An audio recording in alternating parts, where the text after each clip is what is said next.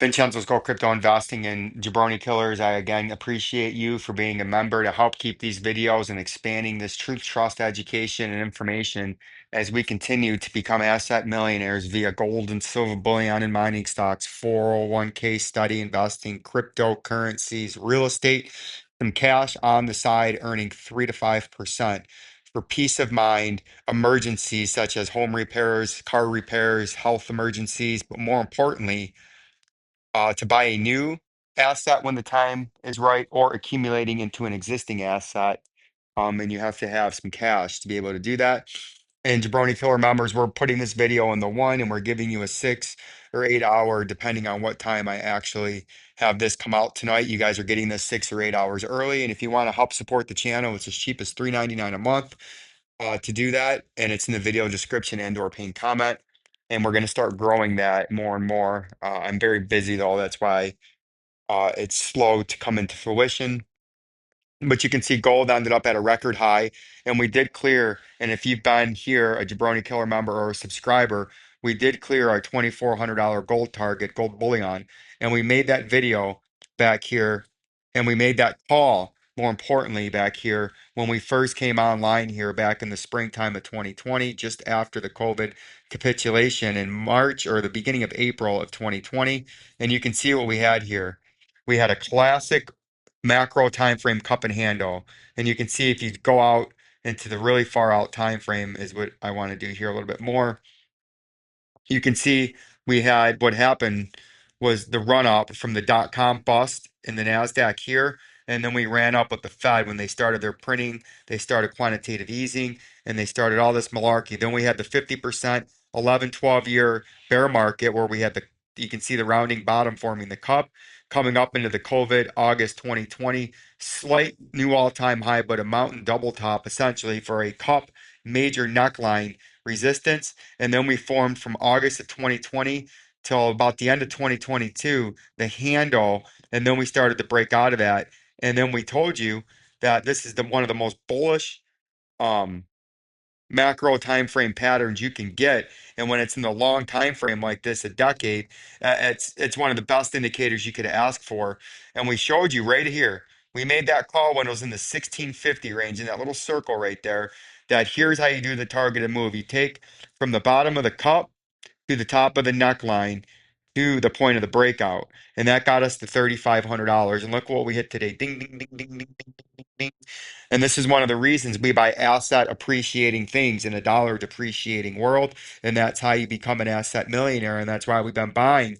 And we've been talking about it for 5 years. But on this station, anybody only ever hears and listens to crypto when it's gold or silver or commodities. They tune it out.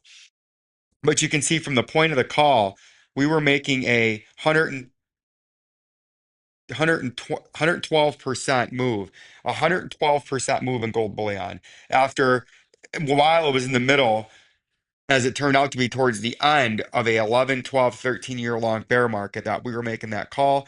And now it did hit that. You can see when it finally did break out right here, end of 20, mid to late 2023. It's been an epic bull market the last 12 to 16 months, and it's been very fun and very exciting watching it. Silver bullion is the next one to hit our call. We made that during the COVID when we came out, which we would have been right about into here. Actually, a little bit farther back because it was in April, March or April when we came out with this channel. It was about $16, $17. Where was March and April? Somewhere in here, somewhere right in there, March and April. And we made a $50 call. And this was an even more impressive call because it was about 1650 when we made the call. So that was a 189% move. And then we actually do have a call of $100 and more, 175 to 100 by the end of 2026, 2027. But $50, I believe, will be hit this year. And now it doesn't take a genius to see that it's going to hunt it out. And we're very excited about those calls. And that's why we've been accumulating into B2 Gold. It's up nearly 50%. Kinross Gold is up at the close 311%. These are not get rich quick schemes. These are 6.5 to nearly 7 years now of accumulating and educating and following through on a plan. First Majestic Silver is up about 47%. Fortuna Silver is up about what was it, 56%. Pan America Silver's up 92%. Rivian, ding, ding, ding, up 1%. Barrick Gold is up 50 something percent. Hecla Mining is up about 24%. So we're killing it. Our portfolio as a whole is up 78%. And we have an initial investment, I think it was about $30,000 because we're up about $18,000, 19, 18.5, 18, something in 18, right about 18,000, I think it just crossed. And we're very proud of that. And I hope you guys have been taking something out of that. You Jabroni Killer members that are listening to this 6, 7 hours early. I'm pretty sure you would remember me talking about these. And some of you I know by commenting and talking with you guys the last few years, I know I've taken and bought some of the B2 golds and the Barrett golds and the Kinross golds. And congratulations. The time and the dedication is paying off. And I believe that the next couple of years, I think we can 2 to 3x our portfolio from where it's at right now. Yes, there will be down weeks, down months, down quarters, but those are accumulation times before we finally start to end game sell some of our positions. As I'm rambling on here, and I need to at some point get this video done, but I wanted to really emphasize the gold today and the silver because it was a milestone. We hit these targets. We had an all-time high, and it's very exciting. You can see if we zoom into the daily time frame, we're sitting just below the major 2-year support or 3.5-year rising channel resistance now, sitting up there just below the moving average now of the 50. The 100-day moving average, the price is sitting just above, and the 200-day is sitting just below the price. We went over the short-term movement of the price earlier that we were going to have to pay attention the next few days as this comes and retest this major resistance. What happens with this? Does it get rejected? If it gets rejected, it confirms a breakdown. Wants to have a structural change of the market for the first time in 3.5 years. We would have to start seriously looking at 73,000 and 57,000, and potentially next year if things went haywire, something way down there, but that's not for discussion. In the short term, what's in the discussion is, are we going to re-breach and make a new all-time high in the next 8 weeks or in the next 8 weeks? So 8 weeks from now, this price is either going to be option one, it gets major support, goes on its bull run and hits that 140 to $150,000 target. That's option one in blue. Option two, it just rides along a little bit below, a little bit along, a little bit below, right there in yellow. And then option three is you get a confirmed structural breakdown of the market where we come up into here and then we come down and then we come down and then we get a structural change of the overall market there in red. Those are the three things that over the next 8 weeks, obviously, that are going to happen. And obviously, these are all three of the things that could happen. But with the support and resistance, you can see if you go bullish again, you're going way up near 155.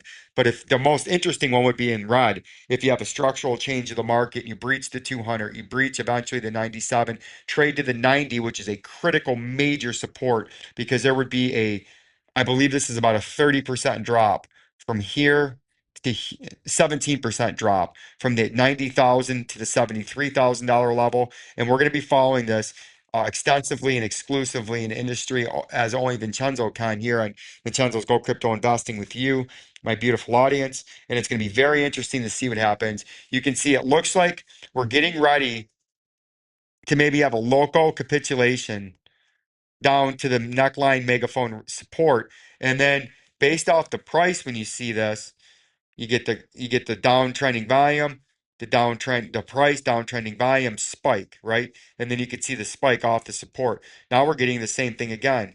Consolidating price, consolidating volume, then you get the spike in buy volume. And if that does happen, I think if you come down and hit this, there is a potential that you could just do this, similar to what you did here. But this time, I think you would break 5,000 before a correction. Or the bearish signal is we have to watch if this comes down into here, slips it, and then unfortunately comes down to the 200-day, comes back up, and then maybe has to come down and retest a major underneath support down there.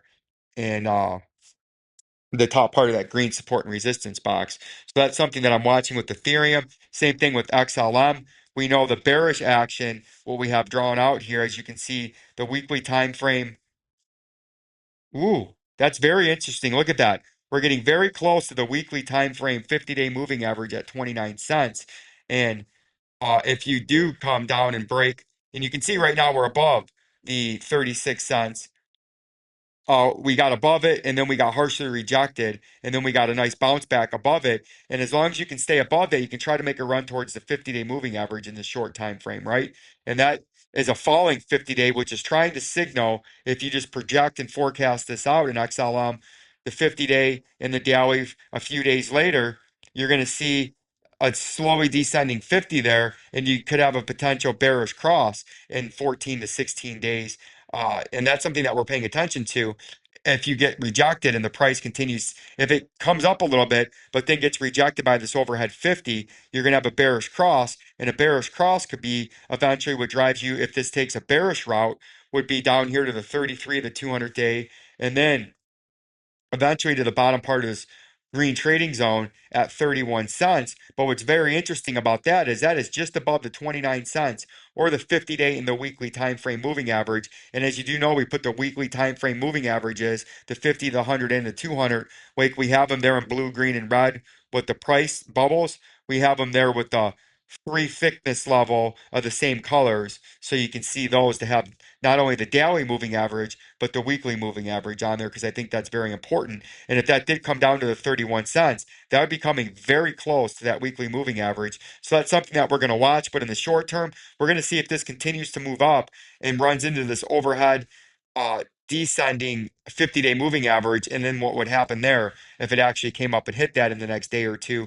Would it be able to forcefully push through there and try to make a run back to this 43 cents? Or would it get heavily, heavily rejected and then get pushed down back into this green trading box, right? That's something that we're going to pay attention to. The same thing as we're paying attention to on the XRP. And this is where we drew out a little forecast, like we were just talking about forecasting based off what we're looking at with the moving averages into the immediate short-term future. You can see the 50-day where we drew it out earlier. You could see, but eventually in a few days to a week or two would be running sideways and down and actually threaten to be crossing the 100-day moving average that is starting to run parallel, but we started to be running slightly down at that point if it continues the price action the same way. And what we're looking at now on this little hook, the same thing as we were looking at on the XLM is, are we just repeating a return rally like this where we got rejected and then to a smaller extent because they get smaller as you go down in the consolidation? Is that what we're doing here where we're going to run into this overhead 50 and that's what's going to be what drives you down to the $2.51? And that's very plausible. If you got over the 50-day when you come up here today or tomorrow, and you break that, then you can make a run at the 307. But right now it's bearish. And if it gets rejected by that, 50-day that's falling, you're going to come down to this 255 and the 100 to 200-day moving average there, and green would be sitting right on top of it. And then we would have to look at the daily time, the weekly time frame 50 is down there at $2.13, near where the old $2.09 neckline support and resistance was. And you can see the conglomerate of tracks that come and merge down here in the next 60 to 90 days. And that's going to be something that we're going to continue to watch, as this would be the time that you usually have some kind of big, if there's going to be a big correction in the stock market, it usually happens in the fall for some reason. The same thing with XL or Algo is you're below this 23 cents in red here. That's a critical area that you need to be above, but you're below it right now. You got the 50 falling. The 100-day is running parallel, is going to start to fall there, which is just below that red trading support and resistance. We're coming back up off of our regional low, which made a new low. And what we're going to see here is, does this have enough juice to not only get above the 200, the 100, but get above this major resistance level at 23 cents, or the bottom part of this red trading box, and then get over finally the 50-day moving average? Does it have enough to do all that to get bullish again? Or are one of these moving averages on the way up, depending how high it can move up here? Right now, it's sitting just below the 200-day. Are one of these going to be giving it the death blow? And what would be a classic technical case is it comes up here to this moving average and gets the hook nose bearish reversal and drives it all the way down to that 19-cent level, because that's where you're going if you get rejected by this 23 cents, because you've already created a double bottom. Most of the support buyers are going to be gone there if you retest that again and get rejected and can't try to trade back into this red trading box above. Same thing with XCM. There's not much to talk about. Some kind of brief bounce could bring you back into the overhead moving averages, but this thing is going down just like we've been calling ever since we were back in this area where we couldn't get back above this area. We kept getting rejected. We told you we were more likely, and that's why we circled it down there in red. That was the most logical spot for the price to move next in a major way, and that is exactly where it's going. Like the channel, subscribe. I appreciate each and every one of you. Peace and love. The Rock Eyebrow J.